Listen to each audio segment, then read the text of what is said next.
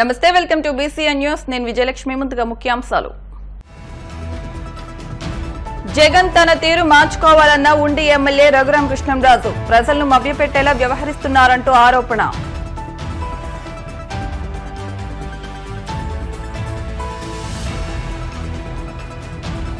పోలవరాన్ని వైసీపీ అధోగతి పాలు చేసిందన్న టీడీపీ ఎమ్మెల్సీ పంచుమర్తి అనురాధ కమిషన్ల కోసం జలయజ్ఞాన్ని ధనయజ్ఞంగా మార్చారంటూ ఆగ్రహం.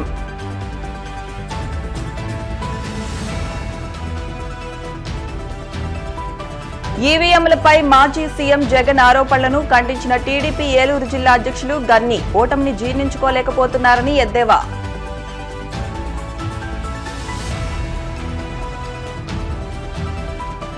చంద్రబాబు తప్పిదం వల్లే పోలవరం ప్రాజెక్టు ఆలస్యమైందన్న మాజీ మంత్రి అంబటి మా ప్రభుత్వంలో ఎక్కడా పొరపాటు జరగలేదని స్పష్టం. రాష్ట్రమంతటా విశాఖపట్నంలోని రిషికొండ ప్యాలెస్ గురించే చర్చ నడుస్తోందని పశ్చిమ గోదావరి జిల్లా ఉండి ఎమ్మెల్యే కనుమూరి రఘురామ కృష్ణంరాజు పేర్కొన్నారు. ఈ మేరకు ఆయన కాళ్ల మండలం పెదమీరల్లోని ఆయన నివాసంలో మీడియాతో మాట్లాడుతూ తాను 3 సంవత్సరాల కిందటే రిషికొండ ప్యాలెస్ గురించి చెప్పానని, ప్రజలంతా దీన్ని గమనించారని అన్నారు. ఇప్పటికీ జగన్ తన తీరులో మార్పు రాలేదని, ప్రజలను మభ్యపెట్టేందుకు ప్రయత్నం చేస్తున్నారని అన్నారు.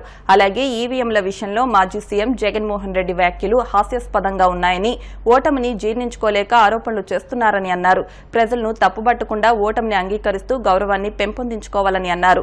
ప్రస్తుతం తాను తన నియోజకవర్గానికి పరిమితమయ్యానని, హామీల విషయం కంటే అభివృద్ధి కోసం కృషి చేస్తానని అన్నారు. తాను ఎన్నికల ప్రచారంలో భాగంగా ఇచ్చిన హామీలను అమలు చేసేందుకు డ్రైనేజీలను అభివృద్ధి చేసేలా కృషి చేయనున్నట్టు తెలిపారు. ఉండి ఇరిగేషన్ డెవలప్మెంట్ ఫండ్ను ఏర్పాటు చేసి నిధులు సేకరించేలా ప్రత్యేక కార్యాచరణ రూపొందించినట్టు తెలిపారు. కాలువల అభివృద్ధి నిమిత్తం ఆక్వా రైతులంతా ఎకరాకు ₹1000 చొప్పున నిధులు జమ చేయాలని సూచించారు. త్వరలో బ్యాంక్ ఖాతా నెంబర్ తెలియజేస్తానని అన్నారు. అలాగే రోడ్లు, తాగునీటి సమస్యల పరిష్కారానికి ఏం చేయాలో ఆలోచించనున్నట్టు తెలిపారు.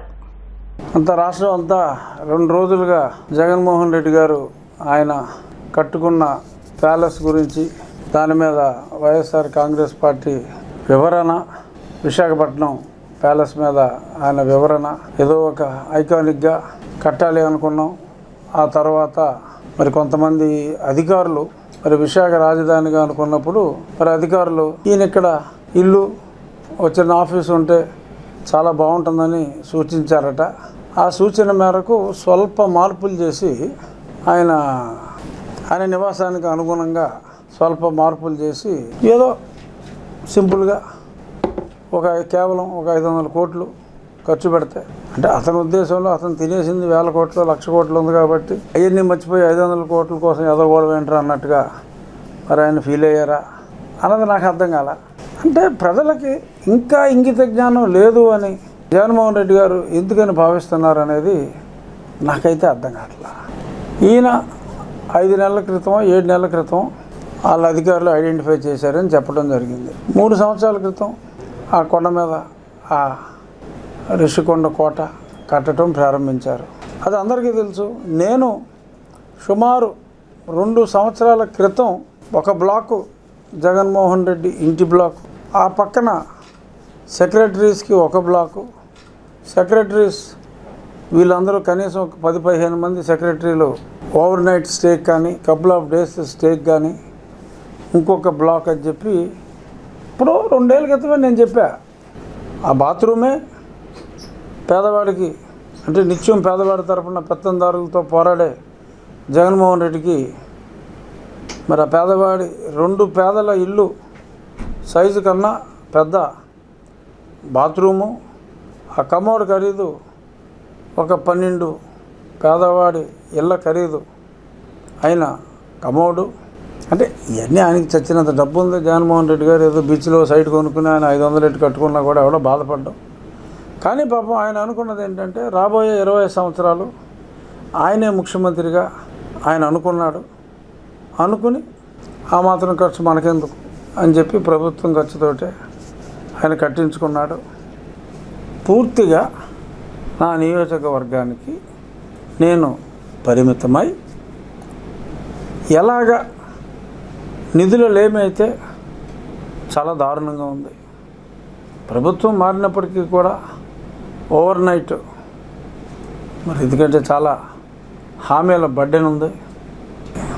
పెన్షన్లు మరి 50 ఏళ్ళకే పెన్షన్లు, ఎన్నో సూపర్ సిక్స్లు ఇవన్నీ ఉన్నాయి.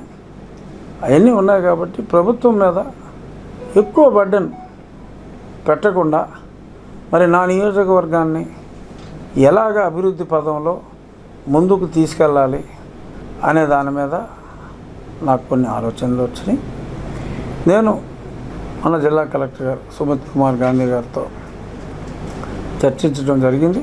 ఇందులో భాగంగా నేను ఎన్నికల ప్రచారంలో కూడా చెప్పింది డ్రైనేజ్ అండ్ ఇరిగేషన్ సిస్టమ్ పూడిక తీక అసలు ఉమ్మడి జిల్లాకే గత 5 సంవత్సరాల్లో మరి ఎంత ఇరిగేషన్ సిస్టమ్ ఉంటే 5 కోట్ల రూపాయలు కేటాయించడం జరిగింది. ఉమ్మడి జిల్లాకి గత ప్రభుత్వ హయాంలో కేవలం 5 కోట్ల రూపాయలు కేటాయించడం జరిగింది. అంటే ఏ ఒక్క పని ఒక చిన్న పార కూడా కెనాల్లో వాళ్ళు పెట్టిన పాపాన పోల. ఉండి ఇరిగేషన్, స్టార్ట్ విత్ ఇరిగేషన్, ఇంకా రోడ్స్కి అన్నిటికి వెళ్తాం. ఉండి ఇరిగేషన్ డెవలప్మెంట్ ఫండ్ అని కలెక్టర్ గారే ఒక సపరేట్ అకౌంట్ ప్రారంభించేలాగా, దానికి నేను నా స్నేహితులు ఒక 50 లక్షల రూపాయలు ఆ ఫండ్లో మా వ్యక్తిగతంగా మేము జమ చేసి, అలాగే ఆక్వాకల్చర్లో ఉన్న, ఎందుకంటే అగ్రికల్చర్ ఇప్పటికే అస్తవ్యస్తంగా ఉంది, అన్ని కెనాల్స్లో ఆ గుర్రపు డెక్క ప్రాబ్లం కానీ పూడుకుపోయిన దగ్గర ఆ పూడిక తీయటానికి స్మూత్ ఫ్లో ఆఖరి ప్రాంతం వరకు కూడా ఆ నీరు దూర ప్రాంతాలకు కూడా ఎటువంటి అబ్స్ట్రక్షన్ లేకుండా నీళ్లు అందేలాగా, సో మంచినీరు కూడా అందుతుంది. ఎటువంటి ఇరిగేషన్ డ్రైనేజ్ కెనాల్స్ జోలికి వెళ్ళకపోయినా ఇబ్బంది లేని విధంగా ప్రజల పార్టిసిపేషన్తో అది చేయాలని, అలాగే గ్రామాల స్వయం అభివృద్ధికి, క్యాష్ జనరేషన్కి కూడా ఏం చేయాలి, ఇదే విధంగా గ్రామాల్లోని రోడ్స్కి మన్రేగా నిధుల్ని సక్రమంగా, మన్రేగా నిధులు సక్రమ వినియోగం, మ్యాక్సిమం వర్క్ ఎలా చేయాలి అనే దాని మీద మరి గతంలోనే చంద్రబాబు నాయుడు గారు ఒక పిహెచ్డి చేసినంత పని చేశారు. సో వారు గతంలో చెప్పిన మార్గదర్శకాల స్ఫూర్తితో ఆ మన్రేగా నిధుల్ని సక్రమంగా వాడుకుంటూ, డెఫినెట్గా ప్రజల ఆర్థిక సహకారంతో పాటు మీడియా ఆర్థిక సహకారం కూడా ఎంతో అవసరం. మనందరం కలిసి ఉండి నియోజకవర్గాన్ని ఉండి ప్రజల సహకారంతోనే ముందుకి తీసుకెళ్దాం. ఆంధ్రుల జీవనాడి పోలవరాన్ని మాజీ ముఖ్యమంత్రి జగన్మోహన్ రెడ్డి అధోగతి పాలు చేశారని టీడీపీ ఎమ్మెల్సీ పంచుమతి అనురాధ మండిపడ్డారు. 20 ఏళ్ల క్రితం పోలవరానికి వైఎస్ రాజశేఖర రెడ్డి శంకుస్థాపన చేసిన ఒక్క అడుగు ముందుకు పడలేదన్నారు. కమిషన్ల కోసం జలయజ్ఞాన్ని ధనయజ్ఞంగా మార్చారని మండిపడ్డారు. పోలవరాన్ని పరుగులు పెట్టించి 72% పనులు పూర్తి చేసిన ఘనత ముఖ్యమంత్రి చంద్రబాబుకే దక్కుతుందన్నారు. ఒక్కరోజులో 35,000 క్యూబిక్ మీటర్ల కాంక్రీట్ వేసి గిన్నిస్ రికార్డు సృష్టించారని అనురాధ గుర్తు చేశారు. ఒక్క ఛాన్స్ అంటూ జగన్ అధికారంలోకి వచ్చి రాష్ట్రాన్ని 5 ఏళ్ల పాటు పీక్కుతిన్నారని ధ్వజమెత్తారు. పోలవరం పూర్తయి ఉంటే విశాఖ పారిశ్రామిక హబ్గా ఎదిగేదని, పొరుగు రాష్ట్రాలు ఛత్తీస్గఢ్, ఒడిశాకు నీళ్లు ఇచ్చేవాళ్లమని ఆమె చెప్పారు. పోలవరం ప్రాజెక్ట్ ఒక 80 ఏళ్ల నాటి ఆంధ్రుల కళ. ఆ కళని సాకారం చేయటానికి నారా చంద్రబాబు నాయుడు గారు అహర్నిశలు కష్టపడ్డారనే విషయం రాష్ట్ర ప్రజలకే కాదు, దేశ ప్రజలందరికీ కూడా బాగా తెలుసు. 44 ఏళ్ల క్రితం టంగుటూరి అంజయ్య గారు పోలవరానికి శంకుస్థాపన చేశారు తప్ప ఒక్క అడుగు కూడా ముందుకెళ్ళింది లేదు. 20 ఏళ్ల నాడు వైఎస్ రాజశేఖర్ రెడ్డి గారు శంకుస్థాపన చేశారే తప్ప ఒక్క అడుగు కూడా ముందుకెళ్ళిన పరిస్థితి లేదు. ఏదో పోలవరం ప్రాజెక్టుకి నేను ముందుకు తీసుకెళ్లాను అని చెప్పటానికి ముందు కాలువలు తవ్వేసి మట్టిని మింగేసి మొబిలైజేషన్ అడ్వాన్సులు పేరుతో కమిషన్లు నొక్కేసిన హీన చరిత్ర వైఎస్ రాజశేఖర్ రెడ్డిది. అలా ఆ పోలవరాన్ని కమిషన్లతో తినిపారేసి జలయజ్ఞాన్ని కాస్త ధనయజ్ఞంగా మార్చేసి 1000 కోట్లు మింగేశారు రాజశేఖర్ రెడ్డి కుటుంబం. తర్వాత నారా చంద్రబాబు నాయుడు గారు ముఖ్యమంత్రి అయిన తర్వాత 2014లో ఈ పోలవరం ప్రాజెక్టుని ఆ యొక్క కళని సాకారం చెయ్యాలి, నిజం చెయ్యాలి అనే ఉద్దేశంతో పోలవరాన్ని పరుగులు పెట్టించిన ఘనత నారా చంద్రబాబు నాయుడు గారిది. 72% పోలవరం ప్రాజెక్ట్ని పూర్తి చేయటం జరిగింది. ఒక్క రోజులో 35,000 క్యూబిక్ మీటర్ల కాంక్రీట్ ని నారా చంద్రబాబు నాయుడు గారు వేయించడం జరిగింది. ఒక గంటకి 13,080 క్యూబిక్ మీటర్ల కాంక్రీట్ ని ఆ రోజు పోలవరం ప్రాజెక్టులో చేయించడం వల్ల గిన్నీస్ బుక్ ఆఫ్ రికార్డ్స్ కూడా ఎక్కడం జరిగింది. రాష్ట్ర చరిత్రలోనే కాదు, దేశ చరిత్రలోనే కాదు, ప్రపంచ చరిత్రలో కూడా ఏ నాయకుడు ఒక సాగునీటి ప్రాజెక్టు కోసం ఇంత శ్రమ పడలేదు. అలా పోలవరం ప్రాజెక్ట్ని పూర్తి చేయటం కోసం అహర్నిశలు కష్టపడిన ఏకైక నాయకుడు నారా చంద్రబాబు నాయుడు గారు. 72% పూర్తి చేశారు. ఆ తర్వాత వచ్చాడమ్మా ఈ రాష్ట్రాన్ని రాచపీను కన్నా హీనంగా పీక్కు తినటానికి ముఖ్యమంత్రి అయ్యారు. ఒక్క ఛాన్స్ పేరుతో పొర్రపాటున గెలిచాడు. రాష్ట్రం ఎంత అధోగతి పాలైపోయిందో అందరికీ కూడా తెలుసు. పోలవరం ప్రాజెక్టు ఎంత అధోగతి పాలు చేశారో నిన్న ఆల్రెడీ నారా చంద్రబాబు నాయుడు గారు చెప్పడం జరిగింది. మేము మళ్ళీ చెప్పదలుచుకున్నాం.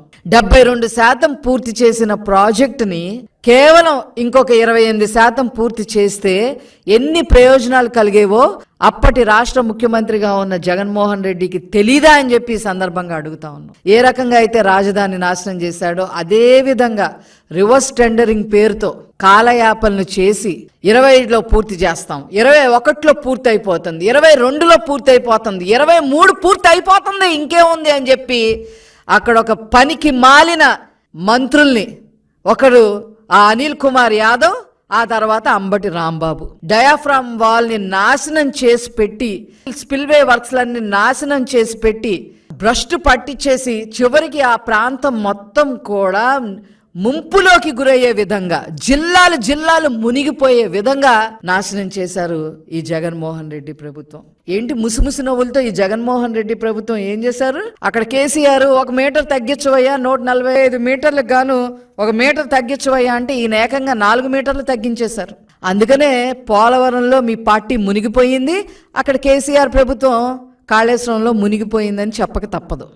ఇంత దారుణంగా చేసిన వీళ్ళకి మరి ఏ గతి పట్టుద్దో ప్రజలే చెప్పాల్సిన అవసరం ఉంది అని చెప్పి ఈ సందర్భంగా తెలియజేస్తా ఉన్నా. అన్ని రకాలుగా అన్ని చోట్ల కూడా కొన్ని లక్షల ఎకరాలకి సాగునీరు అందించే పరిస్థితి ఉండేది, అది లేకుండా చేశారు. ఏం పుట్టకండి మీది జగన్మోహన్ రెడ్డి గారు. ఖచ్చితంగా గోదావరి అమ్మ మీ సంగతి తేలుస్తుంది, తగిన మూల్యం మీరు చెల్లించుకుంటారు. ఎన్నికల్లో ఉపయోగించే ఈవీఎం మిషన్లపై మాజీ సీఎం జగన్ ఆరోపణలను టీడీపీ ఏలూరు జిల్లా అధ్యక్షులు గన్ని వీరాంజనేయులు ఖండించారు. మంగళవారం బేమడోలు టీడీపీ కార్యాలయంలో మాజీ ఎమ్మెల్యే గన్ని మీడియా సమావేశం నిర్వహించారు. ఈ మేరకు ఆయన మాట్లాడుతూ 2019 ఎన్నికల సమయంలో ఈవీఎంల పనితీరుపై సంతృప్తి వ్యక్తం చేసిన జగన్ నేడు ఆరోపణలు చేయడం ఆయన 2 నాలుకల ధోరణి ప్రతిబింబిస్తుందన్నారు. వైసీపీకి 11 సీట్లకు కట్టడి చేస్తూ ఇచ్చిన ప్రజా తీర్పుకు తట్టుకోలేని జగన్ ఆధారాలు లేని ఆరోపణలు చేస్తున్నారన్నారు. వైజాగ్ ఋషికొండపై అనవసర కట్టడాలతో ప్రజాధనం వృధా చేశారని, తాడేపల్లి ఆయన నివాసం వద్ద ఏర్పాటు చేసిన భారీ గ్రిల్స్ పై గన్ని విమర్శలు గుప్పించారు. మాజీ ముఖ్యమంత్రి జగన్మోహన్ రెడ్డి గారు ఒక విచిత్రమైన ట్వీట్ చేశారు. ఏంటంటే ప్రజాస్వామ్యంలో ప్రపంచ దేశాల్లో ఉన్నటువంటి ప్రజాస్వామ్య దేశాలన్నీ కూడా ఈవీఎంలు ఉపయోగించట్లేదు, బ్యాలెట్ ద్వారానే పెట్టారు అని చెప్పి. సరే, నీ అభిప్రాయం ఇది అయినప్పుడు మేమంతా కూడా నీ అభిప్రాయాన్ని గౌరవించాలని నువ్వు అనుకునేటప్పుడు మరి ఇదే మాట 2019 ముందు అనాలి కదా. అంటే అప్పుడు నువ్వు గెలిచినప్పుడేమో చాలా నెంబర్ 1 ఈవీఎంలా, ఇప్పుడు నువ్వంతా కూడా దారుణంగా 11 సీట్లకే నిన్ను పరిమితం చేసేస్తే మళ్ళీ ప్రజాస్వామ్యం డెమోక్రసీ అని చెప్పి మాట్లాడతావా? ఇది నీ 2 నాలుకల ధోరణిని జనాలందరికీ కూడా అర్థమయ్యేటట్టు నువ్వు చెప్పుకున్నాం తప్ప ఇందులో ఏ విధమైనటువంటి ఇబ్బందులకు ఆస్కారం లేదనేది మేమంతా కూడా నమ్ముతా ఉన్నాం. మొన్న ఎవడో ఎలాన్ మస్క్ అని ఎవడో అమెరికా లాంటి దేశాలు ఇలాంటివన్నీ కూడా ఇది లేదు, ట్యాంపరింగ్ చేయొచ్చు అని చెప్పి రకరకాలుగా నడుస్తూ ఉన్నాయి. ఇవన్నీ కూడా ఏవి నడిచినా ఎక్కడ నడిచినా ఈవీఎంల మీద అనేది కనుక ఒక్కసారి కనుక మనం పెట్టి ఇట్లా చేసుకుంటాం అంటే మరి కేంద్రంలో ఉన్న ప్రభుత్వాలన్నీ కూడా మరి అవన్నీ కూడా ఉపయోగించుకోవాలిగా. మరి ఎక్కడైనా ఉందా ఈవేళ? మరి మెజార్టీ కానీ ఇవి కానీ మిగతా అన్నీ కూడా చూసుకుంటే మన ప్రజాస్వామ్యం అనేటువంటి భారతదేశంలో అతిపెద్ద ప్రజాస్వామ్య దేశంలో భారతదేశంలో కూడా అటువంటి ఆలోచనలకు ఆస్కారం ఉంటుందని చెప్పి నేనైతే భావిస్తున్నాను. జగన్మోహన్ రెడ్డి గారు ఏం చెప్పినా సరే నిన్నటిదాకా వైజాగ్లో మరి సందర్భం కాదు, ఒక టూరిజంలో ఒక పర్మిషన్ లేకుండా క్యాబినెట్ ప్రతిదానికి నోటు పెట్టి అధికారులతో వ్యాధి చేపట్టామంటే రేపు ఖచ్చితంగా నువ్వు బాధ్యత వహించాలి. అక్కడ అక్రమ కట్టడానికి నువ్వు 500 కోట్లు 600 కోట్లు అక్కడ ప్రజాదరణాన్ని దుర్వినియోగం చేసేసి ఒక కొండని ఏ విధమైన పర్యావరణ అనుమతులు లేకుండా నువ్వంతా కూడా శాశ్వతంగా నేనేదో దక్షిణ కొరియాలో కిమ్ లాగా నేనే ఉంటానని చెప్పి అనుకుని నువ్వు సొంత ఇల్లా కొట్టుకుందామని చెప్పి నీ భార్య యొక్క ఆలోచనలకి తగ్గట్టుగా నువ్వు అక్కడ గెస్ట్ హౌస్ కట్టేసుకుంటే ఈవేళ ప్రజలంతా కూడా ప్రభుత్వాన్ని కూడా చూస్తూ ఊరుకుంటాయా జగన్మోహన్ రెడ్డి గారు? ఖచ్చితంగా నువ్వు చేసేటువంటి పర్యావరణ వ్యతిరేకమైన దానికి నీ క్యాబినెట్ ఆమోదించిందంటే టోటల్గా దీనికి బాధ్యత వహించాల్సి ఉంటుంది. నీ క్యాబినెట్కి అంటే ముఖ్యమంత్రి కాబట్టి ముఖ్యమంత్రిగా నీ బాధ్యత ఈ నేరం నుంచి నువ్వు తప్పించుకోలేనిది నేను వ్యక్తిగతంగా నేను ఉపయోగపడుతున్నాను. ఇదే కాదు, ఎక్కడైనా సరే తాడేపల్లిలో నీ ఇంటి ముందు రోడ్డు ఈ వేళ అంతా కూడా అక్కడ గేట్లు తీస్తే ప్రజలంతా కూడా ఎంత ఆనందంగా ఉన్నారు అక్కడంతా కూడా. ఎప్పుడైతే మంచిగా అర్ధాంతరంగా కాంట్రాక్టులు మార్చేసి నువ్వు అంతా కూడా అస్తవ్యస్తంగా చేసేవో దానికి కూడా నువ్వు సమాధానం చెప్పాల్సిన రోజులు త్వరలో ఉన్నాయని చెప్పి జగన్మోహన్ రెడ్డి గారిని హెచ్చరిస్తూ ఈవీఎంల ట్యాంపరింగ్ మీద జగన్మోహన్ రెడ్డి చేసేటువంటి ఆరోపణలన్నీ కూడా నిరాధారం.